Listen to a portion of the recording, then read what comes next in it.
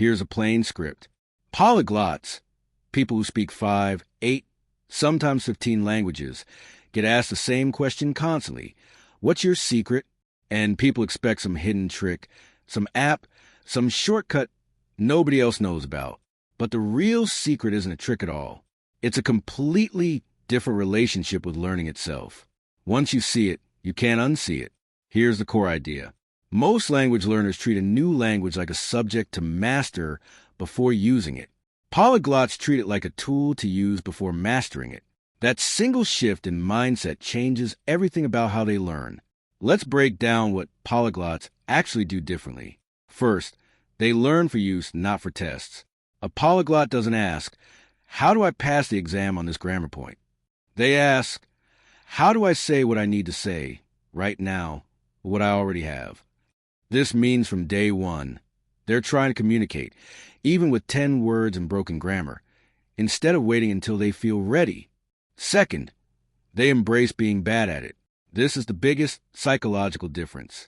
Most learners feel embarrassed making mistakes, so they avoid speaking until they feel confident. Polyglots flip this completely. They see the beginner phase as necessary and even enjoyable. They know that sounding silly for a few months is the price of entry, and they pay it happily instead of avoiding it. Third, they focus on high-frequency material first. Polyglots don't try to learn everything equally. They learn the 2,000 or so most common words first, because those words make up the vast majority of everyday conversation. They ignore rare vocabulary and complex grammar structures early on, because those give very little return for the effort, and focus instead on what gets used constantly. Fourth, they use spaced repetition, not one-time memorization. Polyglots know that seeing a word once and moving on doesn't work. They review words right before they're about to forget them, using tools or simple techniques that space out repetition over days and weeks. This is a system, not random review, and it's how they retain thousands of words efficiently. Fifth, they immerse before they're ready.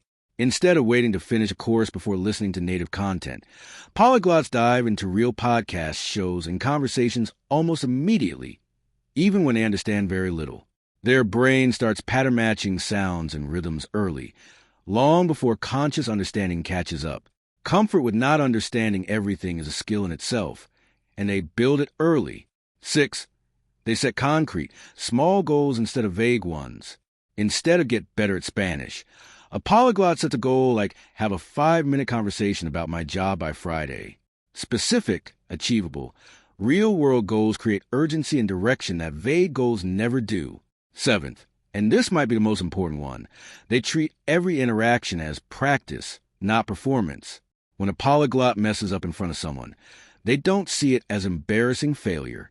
They see it as one data point that helps them adjust.